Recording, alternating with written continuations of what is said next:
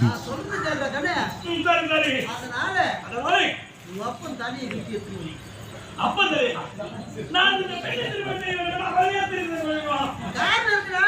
காரணமா? ஏன் தெரியுமா? என்ன காரணம்? நோப்பவா என் பொண்ணு வேற கருப்புறானே.